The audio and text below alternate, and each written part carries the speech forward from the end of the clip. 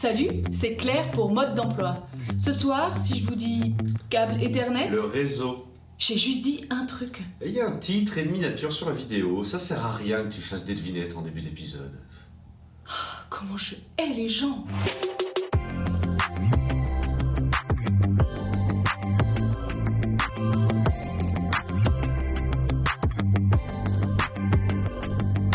Vous connaissez le point commun entre la recherche d'emploi et Titanic ?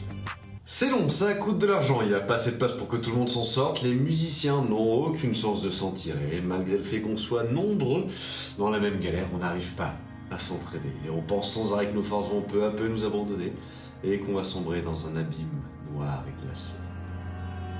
Dans les deux cas, on est confronté à un iceberg.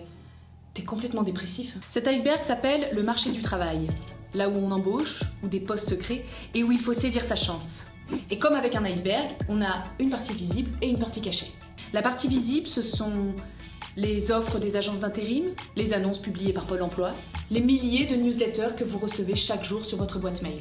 Et la partie cachée, ce sont les emplois obtenus grâce à des candidatures spontanées ou grâce au réseau de connaissances. Et comme les icebergs, ces cathédrales sans religion de l'hiver éternel, le marché caché est plus imposant que le marché visible. On estime qu'elle représente environ 80% des embauches. Et une source peut-être. D'Arès, ma gueule. Et si votre cerveau n'est pas encore en train de trépigner de stupéfaction devant des informations aussi bouleversantes, sachez qu'il existe un autre iceberg, qui lui, la tête en bas, nous indique qu'environ 80% des chercheurs d'emploi se concentrent uniquement sur la partie visible, alors que 20% seulement misent en priorité sur la partie immergée de l'iceberg.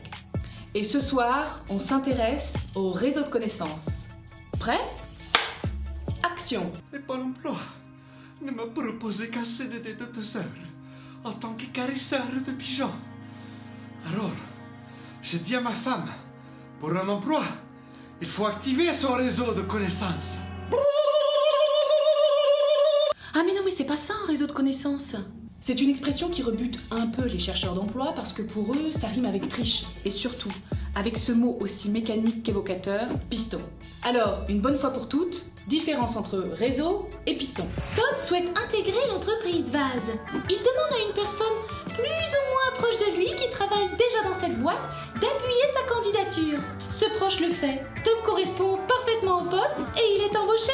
Oui ! Tom souhaite intégrer l'entreprise Vase.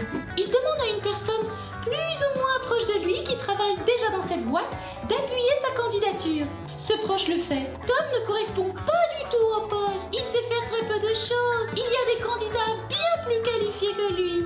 Mais il est quand même embauché. Oh là là là là là là! Des questions ? À quoi va ressembler votre réseau ? Eh bien, ça va commencer exactement comme vous pouvez vous l'imaginer.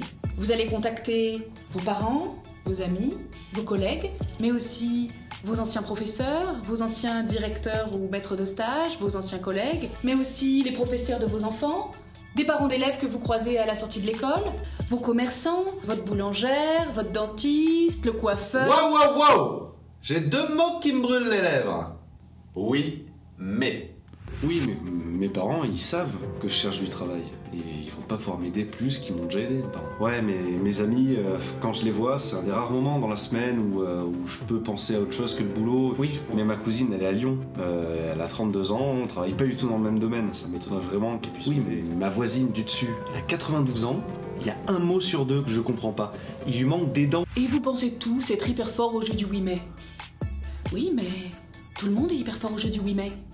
Pour tous les membres de votre réseau, vous réussirez toujours à trouver une excellente excuse pour ne pas les contacter. Et c'est bien dommage. Je peux dire quelque chose ? Ça va servir à rien. Bien souvent, on a tendance à sous-estimer la puissance d'un réseau. Oui, peut-être que cette personne ne peut rien pour vous. Mais le grand avantage d'un réseau, c'est que cette personne connaît d'autres personnes, plusieurs centaines en moyenne, qui elles-mêmes en connaissent chacun plusieurs centaines. Et c'est exponentiel.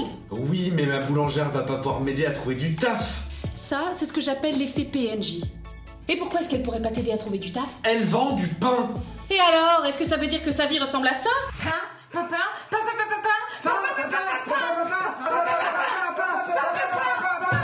L'effet PNJ, c'est quand on oublie que derrière les personnes qui font parfois partie du décor de notre quotidien, il y a un réseau de connaissances aussi riche et varié que le nôtre. Votre boulangère ne connaît pas que des pâtissiers et des meuniers. elle a des potes, de la famille, tout comme vous. Il faut voir votre réseau comme une toile d'araignée. Privez-vous d'une seule branche et c'est un pan entier qui disparaît. Oh non! Je veux dire quelque chose? J'ai peur de déranger. Oui, évidemment qu'on a peur de déranger. C'est parfaitement humain. Mais ça va bien se passer. Commencez d'abord en douceur, en contactant les personnes avec qui vous êtes le plus à l'aise. Puis, progressivement, présentez votre recherche d'emploi au reste de votre réseau. Simplement, si ça peut vous mettre en confiance, imaginez-vous dans la situation inverse. C'est la personne en face qui vient vous demander de l'aide. Comment est-ce que vous réagiriez? En général, les gens aiment naturellement pouvoir rendre service à quelqu'un. Déjà parce que, on n'est pas tous des gros enfoirés. Et en plus, c'est un peu valorisant pour eux. Et au fond d'eux, ils aimeraient bien pouvoir être la personne qui a pu résoudre vos problèmes. Alors, comment qu'on fait le réseau? Comment qu'on fait le réseau? Eh ben, je vais tout vous expliquer dans le prochain épisode. Ce cliffhanger est pitoyable. Pis toi quoi?